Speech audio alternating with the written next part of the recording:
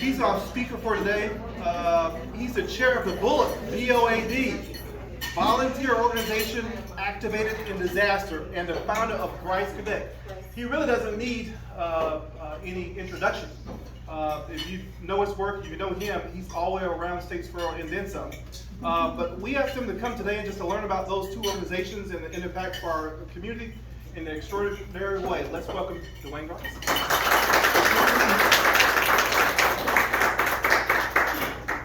Thank you, Ronald. It's an honor to be with y'all. I literally just got off an airplane. There's a delegation of us that has been out to Frederick, Maryland to see the creek project that we're implementing with the creek on the Blue Mile. There were a couple of real estate folks that went with us. There's been, with this group, they've now taken 60 people who've all gone to Frederick on their own expense just to look at that project that we're trying to bring to our community. I tell you, ladies and gentlemen, it's an exciting project, and I'm going to be sharing some video and some stories about it over the next few weeks, but it really is an amazing thing to see how a project like that, and you see the Blue Mile and kind of the vision behind all that, it's really pretty incredible. You know, I've spoken to this group, I was telling Ronald 3 times, this is my 3rd time. The first 2 times I was asking for money, and you guys helped. So I'm not asking for money today. In fact, we're giving you a gift today. The first time was during Hurricane Matthew. Y'all were very generous to help with that relief effort. We dropped 80,000 pounds of food, as you all know, to this community. The second time you stepped up for me in a very large way was after Hurricane Dorian, and that's when we had the Bahamas kids. Some of you may remember we brought the Bahamas kids. We as a community adopted 23 Bahamian students to our community who were parents' homes were destroyed by Hurricane Dorian. That whole island was wiped out. It was really an amazing experience. We've made some lifelong friends, and we've got some great ambassadors now, and I certainly appreciate that. And you know, this past week with the tornado in Bryan County, it really kind of makes you think about the community and our preparedness and what organizations like this mean to the community. So Ron and I were talking, and I asked if I could have an opportunity to come back and speak to you about that. And then the second thing I want to mention is, of course, Grice Connect, because there are a lot of people for a good while have been asking me what Grice Connect is and what our vision is. I want to share a little bit about that with you today too. Did Pat Hirsch make it? Okay. Well, I talked to Pat on the way in from the airport just to kind of get an idea of, you know, just a good pulse on the market. And I just asked Pat, I says, Pat, how's your week been? And she said, well, on Monday I signed a contract for $1 million sale. On Tuesday we didn't really do anything, and this morning on Wednesday the $1 million contract canceled. So I guess Tuesday was my best day. So I hope Wednesday will be your best day today. You know, our community is a community that we really take for granted from a compassion and a heart standpoint. You know, the best way to connect anybody is through your heart and through a story, through love. And this community certainly has a long way. It goes a long way in that prerogative. The VOAD organization, after Matthew, we realized that as a community we had some deficits. And one of the things we discovered in that process is that when a community is knocked down like we were in Matthew, 93% or 95% of the Telstra power grid was down, destroyed for 7 to 10 days, and a significant amount of people without power. It takes about 3 days for GEMA, FEMA, Red Cross, Salvation Army, some of those organizations to come in. So we needed an organization to kind of prop the community up in the interim and to kind of guide us through that process. And that's how we created the VOAD organization. The VOAD, again, the acronym is Voluntary Organizations Activated for Disaster, was created out of Matthew, and it is a national sub-organization of FEMA. I liken it to the old days of civil defense, if some of us are old enough to remember that. But the whole goal of the VOAD organization is to handle take off the pressure from the emergency services agencies as they're responding to the crisis. Anything that we can handle on the humanitarian side, from sheltering to feeding to bathing, I mean, any of those things that we can help with, we step in and do. And it's a remarkable process. We didn't know in Matthew that the VOAD even existed. So now we're a member of the national and state organization. We have a lot of tremendous resources with that. And what we do is we're a nonprofit organization. We don't even have a checking account. All we do is we have handshake agreements, memorandums of understanding with nonprofit, for-profit agencies that in the event of a disaster, they basically release their resources to us to direct those resources the best way possible. So we connect opportunities to resources. That's really what we do. And it really works very well. And one of the other things that we do, or we discovered through that process with Matthew, was the void we have in our community with communication, with instant communication. You know, we have a newspaper that at the time that we created this, I was the business editor of, but it was it's very much designed to be a newspaper organization. Now it's 3 days a week, as we all know, so it's even less urgency and information. Our local radio station at that point was not owned by anyone locally. They didn't even have local programming. And in the TV stations in a hurricane environment, they're involved in Savannah and Savannah coverage. So we really didn't have anybody or any way to do that. And Matthew, we run it off our personal Facebook page. And after we created VOAD, I created a website, Lori and I did, and we created a Facebook presence for that. And many of you are friends and like that and follow that organization. And we thought that that would be our place to go to for a community. We need a central point. So if there's something going on in our community that you need to know about, that would be that place in the middle of a disaster. So we created the Bulloch County VOAD, and we over-prepared the next year, 2017. We found all these tools and resources, so we requested all of them. We staged them here when Hurricane Irma approached our region. And unfortunately, we were spared by Hurricane Irma, but our friends and neighbors down at Sea Island, St. Simon's Island, were popped pretty hard with that. They evacuated the island, a good bit of St. Simon's, Sea Island, all those islands without power. The city of Brunswick was without power. We had 60,000 pounds of food stationed. We had 40,000 pounds of ice. We had portable shower facilities. We had a mobile kitchen ready to prepare 1,000 meals a day.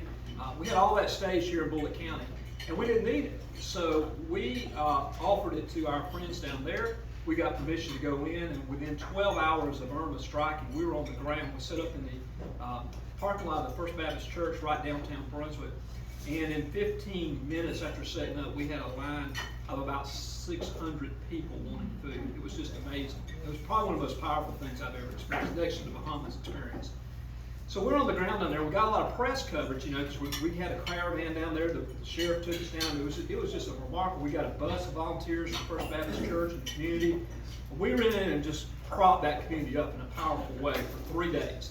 And it was just an amazing experience. While I'm on the ground down there, in the beautiful community that we're in, I look on somebody texts me and says, you need to check out your Facebook page. So I look at it, and I'm being ripped alive by people in the community thinking I'm a taxable entity, because it's Bulloch County VOAD, thinking that I somehow am a government employee and that I'm taking government resources to Brunswick. You know, so I mean, it was crazy. Yeah, so we're down there doing all this good, and I'm like, this is really bizarre. So I decided at that point, you know what, I'm gonna create another website, and I'm gonna name it after me. So folks know it's mine, they won't know it's a government entity, and that's where Grice Connect actually become. I mean, that was the setting of Grice Connect. So it was a way to really connect. And at the time, again, I was writing for the paper, and I would spend all this time doing the business Tuesday columns.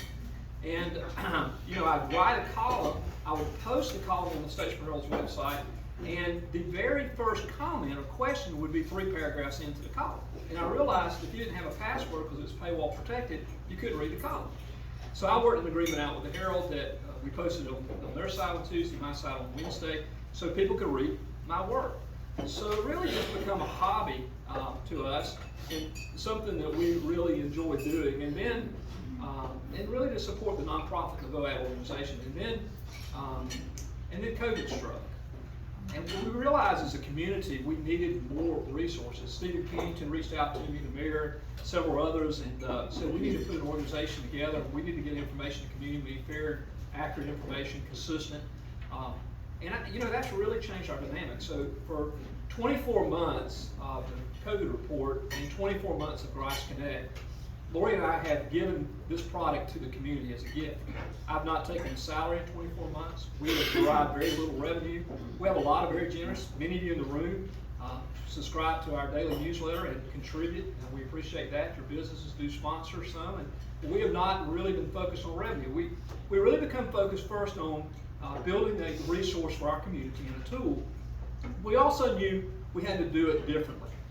The traditional digital online media models are what they call an impression-based clickbait model that you all can't stand. You know, if you follow some news app on your phone, like just a second ago I got a news app that a homicide, and it was just this real sensational headline, and I click on it, and it's in Oklahoma, right? How many times do you see it? It's not in our community.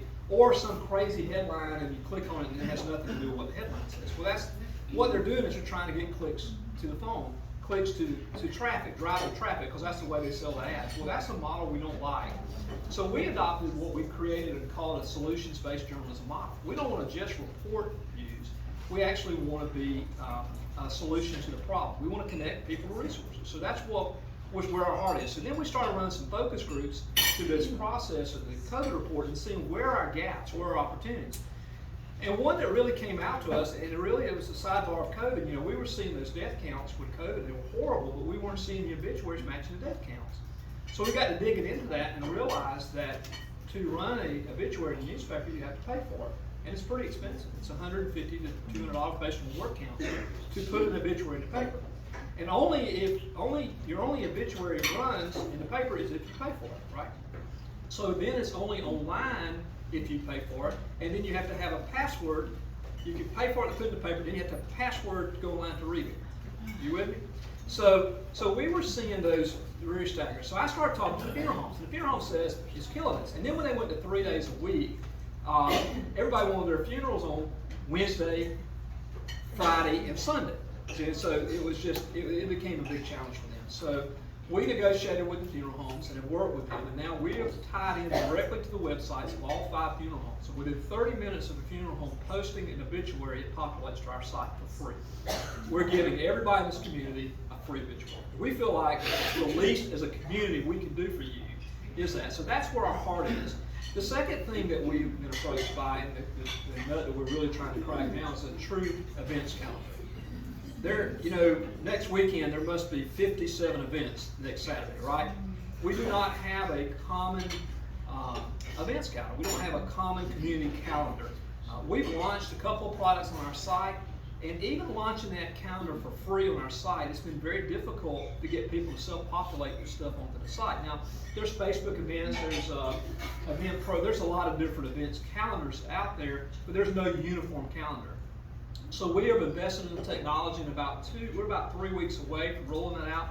We're going to roll out a very comprehensive self-populating events calendar. So we're hoping that, and that's a tool for you as realtors. They want to know what to do, right? When they come to town, what is there to do in this community? Well, you're going to have a tool on this site that can populate to do that. So, and then we look at, in June of last year, we were approached by a company that wanted to invest in Grice Connect, and it took us back a little bit, because again, I have no revenue, it's a small site, and really at that point I didn't really understand or really get a feel of where we wanted to go with the site. We were still kind of exploring with it, and that investor became very aggressive, and in October of last year they tried to wholly buy our company, and it's a very large media company, so we hired a broker and have worked a deal out April the 1st with a significant investor that is investing and will take operational control of Grice Connect as of April 1. I still own it, Maureen and I do. I still have editorial control, but what they're bringing me is these tools and technology I'm telling you about, like the events calendar and the obituaries. And what you're going to see is a very rapid step up of our local news coverage in our market. So we want to try to create a template for not only our community, but a template that we can roll out to other communities in depressed news markets and gap markets. So if the newspaper or whatever the primary medium was to collapse today, just imagine what impact that would have. So Don Jones, I had an opportunity to meet him, the aerogel person, the CEO of Aerogel, the new plant that's coming in. Some of the leadership asked me to meet with him, because one of his reservations when he came was that if a community can't support a local newspaper, then it really makes you nervous when you fix to invest $400 million in a community and you're trying to hire 300 people or whatever they're trying to do. So they wanted to know how we were addressing this as a community. So they brought me in to explain this vision and this model of what we're trying to do. And it's a model that we think is going to work. How many of you follow Grice Connect? Do you get my daily email? Is that how you do the 6 a.m. email? And if you don't subscribe, you can subscribe for free. It's go to griceconnect.com/subscribe, and just put in your email address and hit subscribe. Every morning at 6 a.m. we'll send an email out with a daily summary of the previous stories, and it's you'll have a link to obituaries, a link to events, and some other really good information. We part of this partnership, we're going to be rebranding that. We're going to call it the Bulloch Daily, and we're going to be really stepping that up, that coverage up a little bit also as well. So, we're very excited about where we are as a community and as a product for this community. And this investment and this opportunity with this investor and these folks in our market is a compliment really to you and to our community. That they want to take, they're investing in 12 sites in the U.S., we're number 4, and it's a Canadian-based firm. They've perfected the model in Canada. It's an 8-year-old company, and they are, in Canada, they've seen the collapse of the newspaper industry a lot faster than we have here. So they feel that model is a good model. They're partnered with Google. It's a Google News Initiative partner, so they've got the backing of Google. So they're coming in with those type technologies to see if we can make this work in the U.S.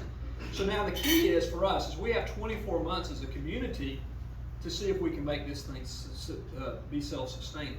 So is this something we as a community want? And it's going to require you to support us financially and support us by sharing about our product with your friends and people that are coming into the community, telling them about this opportunity of sourcing information in the community. So we are excited about it, and we think that it'll be a really good opportunity. And this is the first group that I spoke to about it and shared about it, and I appreciate you giving me the opportunity to talk about it this morning. I'm going to open up to see if there's any questions about the VOAD or Grice Connect. He says that I could talk as long as you want, but y'all leave at 1, so I'm trying to kind of be cognizant of that. Lori, of course, I know you all came here today because you heard she gave away a free headshot.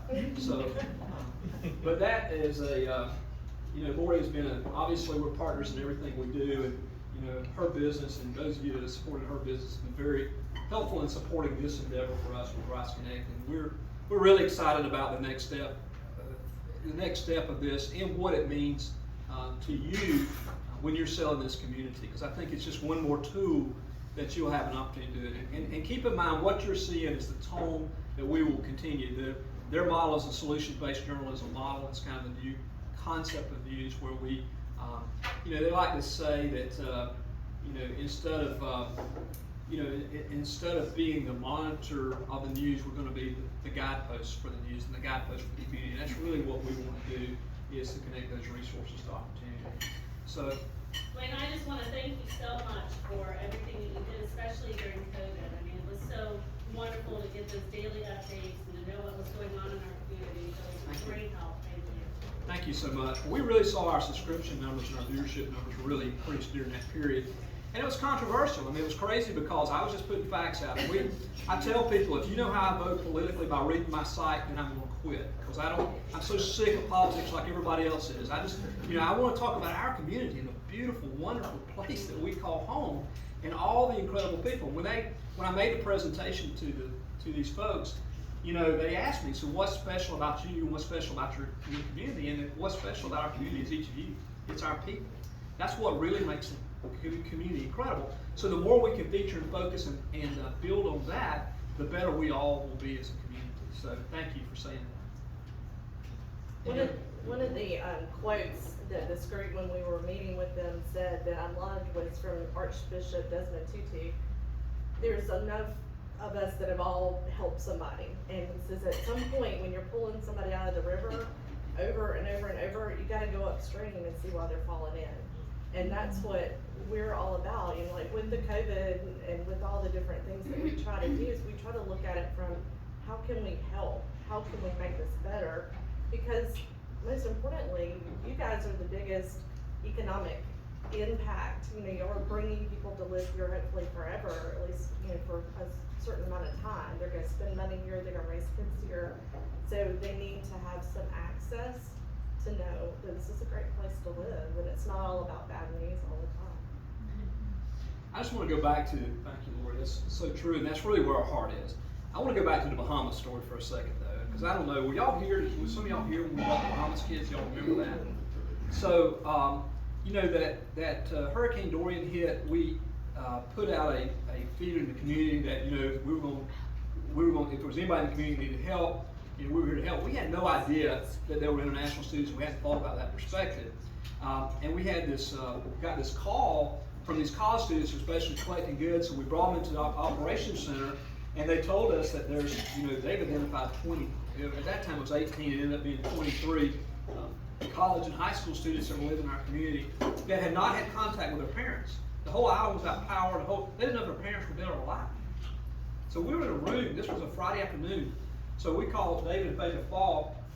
They called Stacy, we catered, we got them all in, gathered all 23 of them at their house on Saturday. And the hurricane struck on Thursday, this is Friday, this is Saturday, this is 2 days later. Do not know if their parents are alive. 23 kids in our community. So, you know, they were in shambles, we didn't know what to do, so David and Faith stood up and said, look, we got your back, we're gonna figure this out, we'll handle it. We made an appeal to the community, y'all responded. We came up with an idea of having families, businesses, organizations adopt these kids. We adopted 23 children. We paid their bills for a semester, their tuition. Everything was covered for an entire tuition in this community. On Monday at noon, I got a call from the consulate of the Bahamas and asked to speak to me. And she wanted to know who I was and why I was doing what I was doing. And she was very adversarial, you know, like, almost as if we were taking advantage of the kids, you know. So I explained to her what I did. She asked me, says, why are you doing this? I said, that's who we are. I said, this is our community. I said, these are our kids. And we are now their parents. That's the way we see it. They've chose our community, and when you choose our community, you choose all of us. That's the way it works here. And she says, I want to meet you. I said, well, come on. And so at 5 o'clock that afternoon, the consulate was in my office in the Bahamas. And she says she couldn't believe it. This is unbelievable. So she gets in the car and leaves. At 6:15, she calls me and says the president of the Bahamas would like to meet you.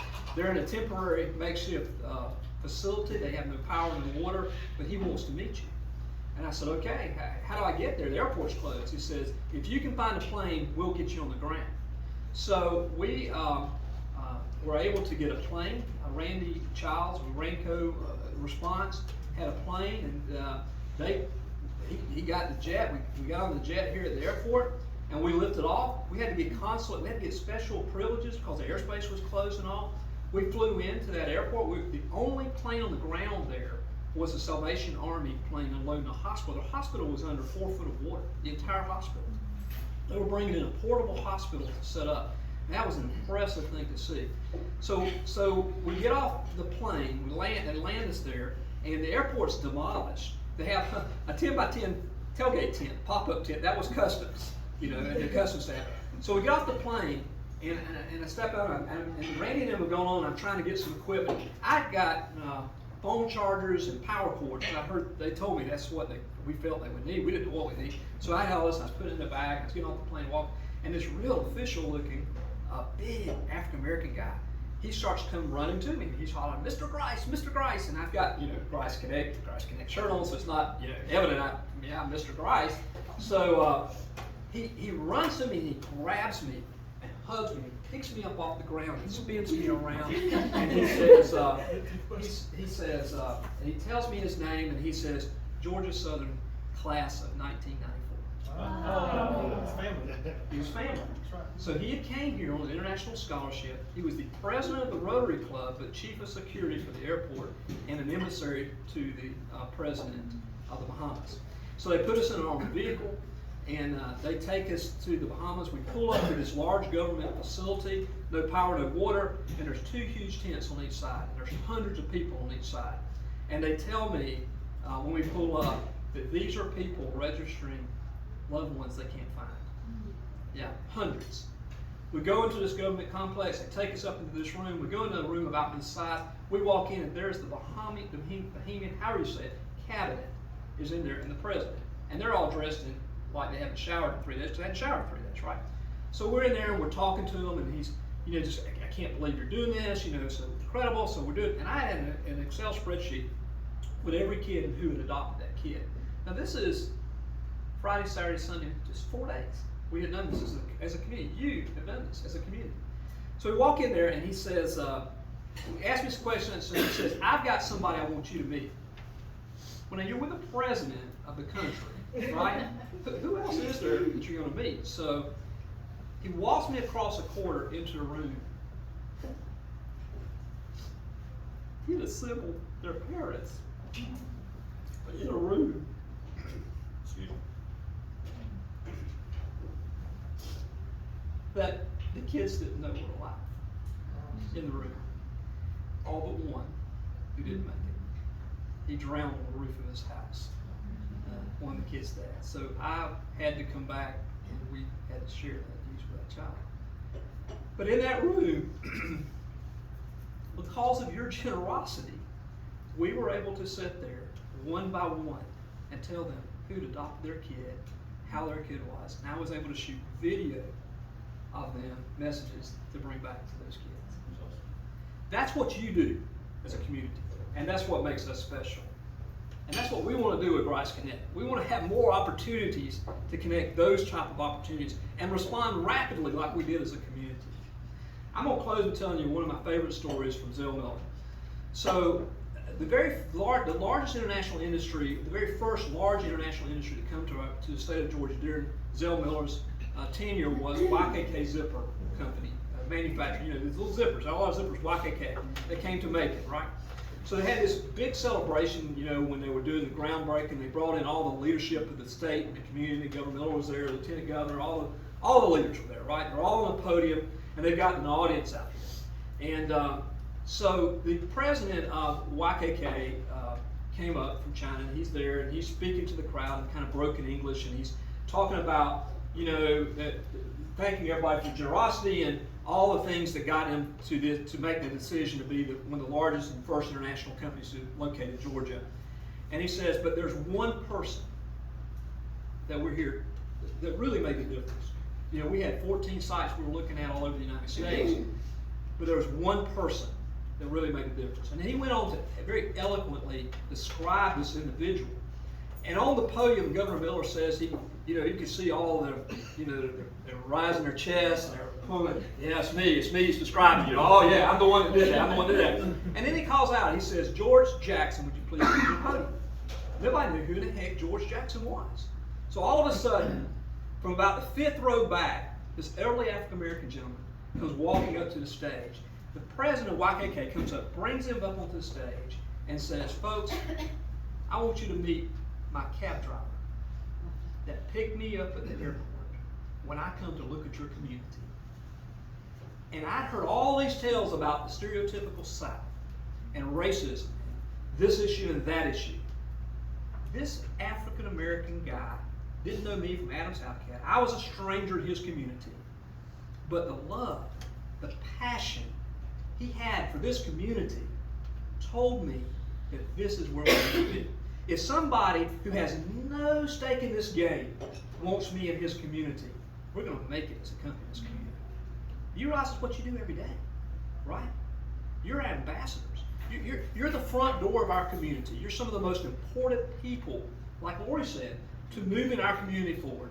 And we're grateful for you. We're grateful for what you do, and proud to partner with you in any way that we can with Grice Connect, Bulloch, VOAD, or any way in the community. So thanks for what you do. Thanks for having me here today. And I'm going to get you out of here before y'all kick me off the podium.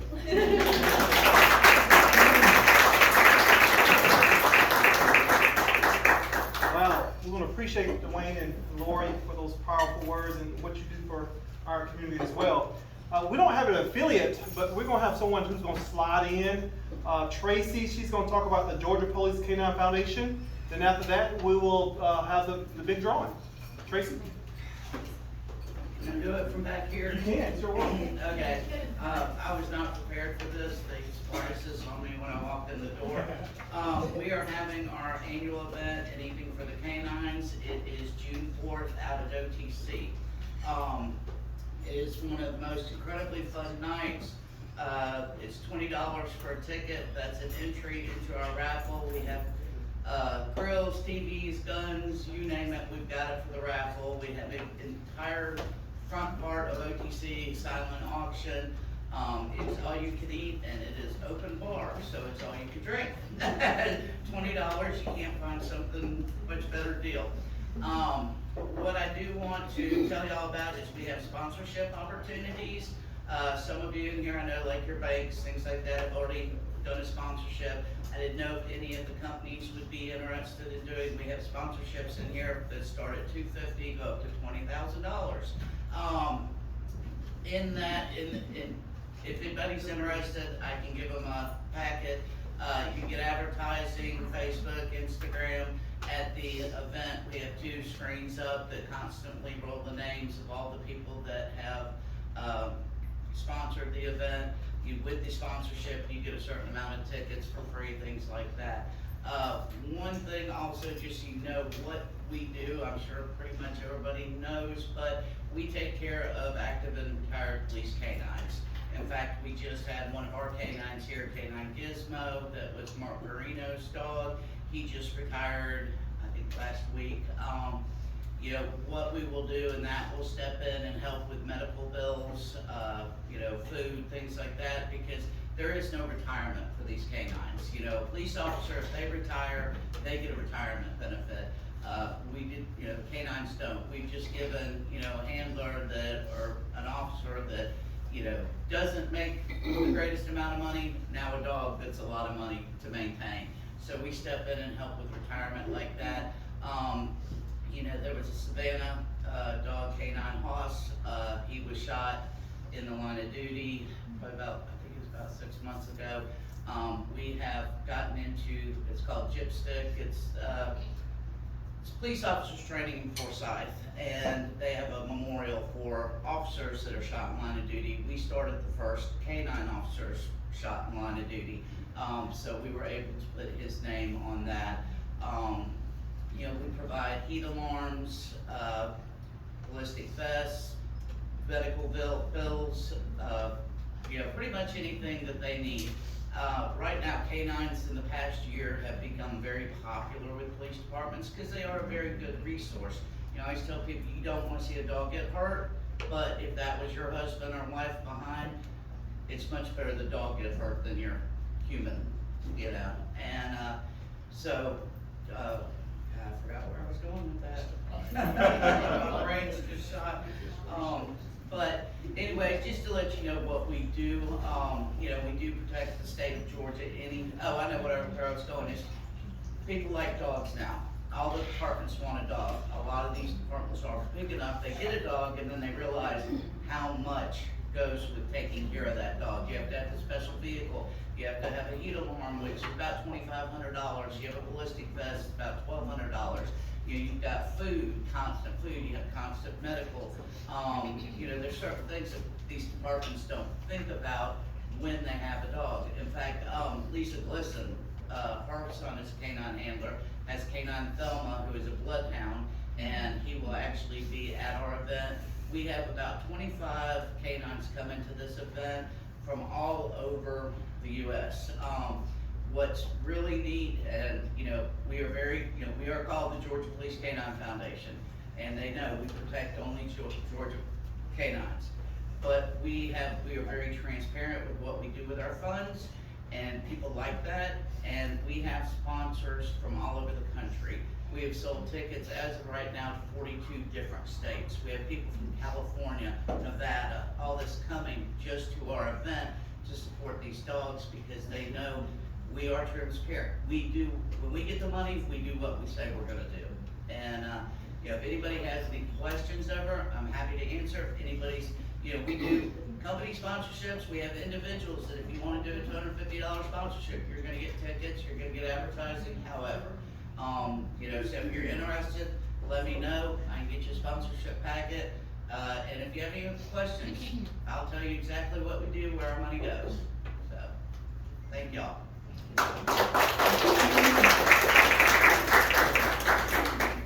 Thank you, Tracy, and thank you for all your work you do with the canines. DeWayne and Lori, thank you so much for all you do for our community and the passion that you do it with. I think that's so important for all of us with our jobs and our careers is to love our community and to do it with passion. And with this, we're gonna get a headshot. Did everybody get their? If I get naked? Let Lori do this. You get to talk and she can. That's right, right. That's good. I like that.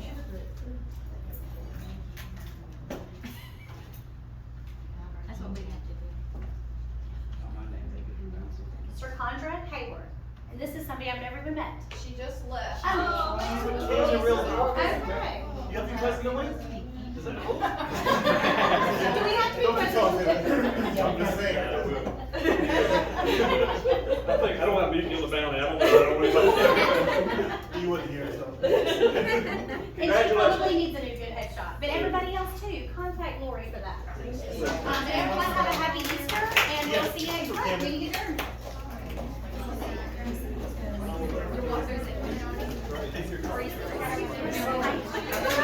Trying to get that off.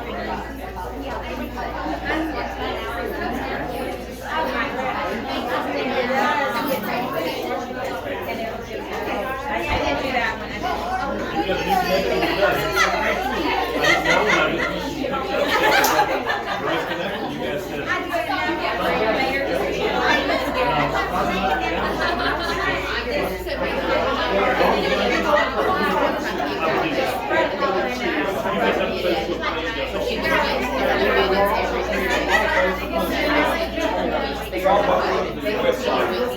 Thank you.